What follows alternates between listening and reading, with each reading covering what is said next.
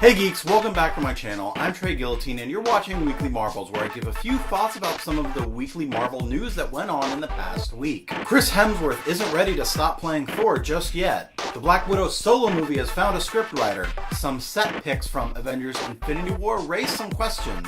And before its release, Black Panther is already the hero to some communities. If you like this video, make sure to give it a thumbs up, subscribe, and share it around so others can join the conversation.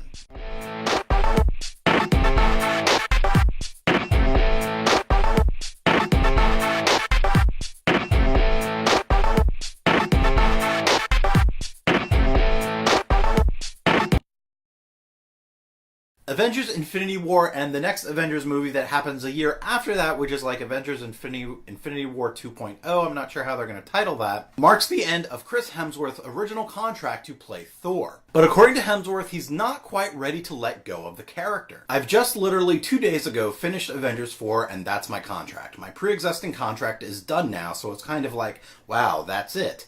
2 or 3 films ago, I was like, okay, a couple more. I was enjoying it, but I felt a little restricted. And after this last experience with Taika, and actually these last 2 Avengers, I feel like we've reinvented the character a number of times. Even in these next 2, he evolves again, and you don't get that opportunity often in a franchise. So I definitely feel a renewed sense of excitement and enthusiasm, more so now than ever, I think. Now this could just be Chris Hemsworth saying how excited he would be to keep playing the character, but if he has any hope of reprising the role, could it mean that Thor might be one of the characters that doesn't die at Avengers Infinity War? All we know is that Avengers Infinity War is going to be a goodbye to some of the original characters. And so far, no character has been safe. We could lose Captain America, we could lose Iron Man. There are any number of major characters that have been with us in the Avengers franchise since the very beginning of Phase 1. But after this interview with Chris Hemsworth still wanting to reprise the role, I think it might be a safe bet to assume that Thor isn't going to be one of them, that there is the possibility of Thor continuing after Avengers Infinity War and its sequel. It's entirely up in the air what's going to happen in Infinity War, what's going to happen to Thor, but I'm very excited to see if this is going to be the end of Thor's story or if we're going to get a Thor 4. After years of fans asking for it, Marvel has hired Jack Schaefer as a scriptwriter for the Black Widow solo film. Schaefer isn't yet too well known in Hollywood, so she's a fairly new writer coming into the scene. So I'm very interested to see what she can add to the MCU and specifically to the story of Black Widow. I'd like to see something focusing on Black Widow's origin, not so much something that's going to take place after Infinity War, the present MCU storyline, but something from her past, either her origin that they kind of touched on with the Red Room in Avengers Age of Ultron and also in Agent Carter. But we already have 2 specific events in the MCU that I think Black Widow's solo movie could go and elaborate on. The first of which being Budapest. In the first Avengers movie, when Black Widow and Hawkeye are fighting side by side, she says, "Just like Budapest all over again." And Hawkeye says, "You and I remember Budapest very differently." What did actually happen in Budapest? I think this would be a great time to really show those events. It would also make it a very S.H.I.E.L.D.-centric movie, as that's the agency she was working with at the time, her and Hawkeye both, under the command of Nick Fury. It would bring in co-stars Jeremy Renner and Samuel L. Jackson as Hawkeye and Nick Fury. Now again, chances are that line in Avengers was just a very throwaway comedic line, but we've already seen what awesome movies could be made from very small details from other movies like in Rogue One. But hopefully if they do Budapest, it won't be as comedic as the scene in Avengers. The second instance I would actually prefer to see would be her fight with the Winter Soldier. Really, she only touched on the end of her encounter with the Winter Soldier when the Winter Soldier assassinated the target that she was meant to protect by shooting through her and into the target. But I think there could be so much more told of this story. Maybe this would be her very early days in S.H.I.E.L.D. or even the days before she joined S.H.I.E.L.D. And she wouldn't have to share screen time with Avengers alums like Jeremy Renner or Samuel L. Jackson. It would just give Scarlett Johansson and Natasha Romanoff as Black Widow a time to really shine without having to share the limelight with any of her other male co-stars. But it would also bring back Sebastian Stan as the Winter Soldier, seeing him in full-on Winter Soldier mode. In the Winter Soldier, he was kind of conflicted, and then in Civil War, he was Bucky. He wasn't the Winter Soldier, he was Bucky. So these are just 2 ideas from the MCU that I think the Black Widow movie could focus on. But I'm excited to see what Jack Schaefer brings to the character. Some set pictures from Avengers Infinity War have surfaced that, for me at least, raise some questions. The The first question being is, why is Captain America in his Avengers Captain America outfit? The very star-spangled awesome costume design that Coulson actually helped design. As star-spangled awesome as it is, it's probably my least favorite outfit. It just looks really just kind of dumb. I don't like how it looks. So I'm curious why he's wearing that. Maybe it's for a flashback, but I'm more excited to see him in his original Winter Soldier costume, the very dark Captain America looking outfit that he wore when he was working with S.H.I.E.L.D. and with Black Widow.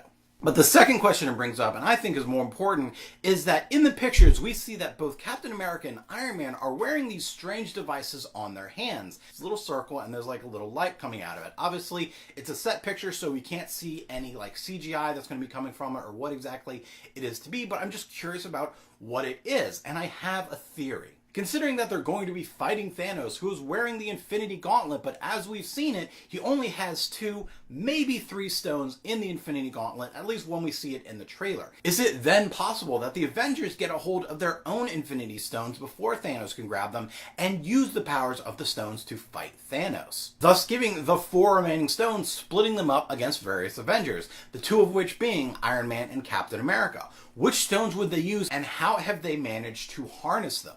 We've seen before that it is possible to hold a stone when it is encased in something. In Guardians of the Galaxy, the stone wasn't actually encased in anything, so that's why it was very dangerous for them to hold, and why it was such an incredible feat for Star-Lord and the rest of the Guardians of the Galaxy to hold the Power Stone. But the other stones we've seen, like the Mind Stone that Vision has on his head, before that was in the Loki's Scepter, or the Space Stone that's been encased in the Tesseract, or the way that Doctor Strange is able to hold the Time Stone in the Eye of Agamotto. So I think it's entirely possible that between Tony Stark and Bruce Banner and the rest of the brainy minds of the Avengers community to find a way to harness the stone's power without thus killing themselves using the stones. This is simply my own theory based on some set photos that I've seen. I don't know what these are, and I doubt we're going to have any idea unless they tease something in a trailer or until we see Avengers Infinity War in May. Black Panther doesn't come out until February, but it's already broken records in pre-ticket sales. Not only that, but Black Panther is already standing up as a hero to some communities. In honor of Black Panther being the first not even African-American hero, but African hero, Frederick Joseph started a GoFundMe so that he could take underprivileged children from Harlem to see a hero that is like them, who is black. The release of Marvel's film The Black Panther is a rare opportunity for young students, primarily of color, to see a black major cinematic and comic book character come to life.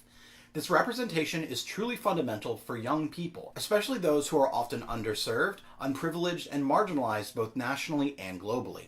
Clarkisha Kent of TheRoot.com writes about the importance of the Black Panther film.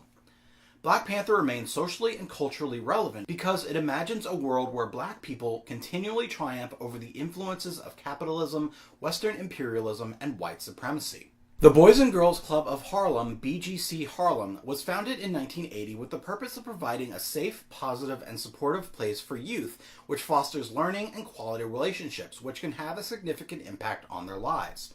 Also of paramount importance at the time, BGC Harlem founders set out to create a community-focused organization that would uphold high ethical standards in all areas, especially in overseeing organizational finances, reporting data on membership and community outreach efforts, while being good stewards of donor dollars and representing itself to the public with the highest of standards. You can learn more about BGC Harlem at www.bgcharlem.org. I want these children to be able to see that people who look like them can be superheroes, royalty, and more. All proceeds will go to paying for the private screening tickets for children and chaperones, as well as refreshments. The release of the film is February 16th, 2018, and the screenings will take place the following week between February 19th and 22nd. The remaining balance of donations after the movie experience is paid for will go to the organization. I appreciate you joining me in supporting our children who need us now more than ever. And I do just want to point out that the original goal of this GoFundMe was for $10,000, but it's since reached $40,637, raised by 1,206 people in 8 days. I don't think I have enough things I could say about how important representation is in media, whether it's movies or TV shows or books or video games or comics, in whichever avenue of media. It is so important for people to be able to see heroes who are like them, to give them that kind of empowerment. Already Black Panther has doing that just in Civil War, and now he's going to do it even more with his own Black Panther standalone film. Already, I feel like Black Panther could be the Wonder Woman for Marvel. So if you like this video, make sure to give it a thumbs up and share it around so others can join the conversation. If you want to see my written reviews of Marvel TV shows, movies, and video games, check out TreyGuillotine.blogspot.com and subscribe to my channel to geek out some more. Thanks for watching and have fun.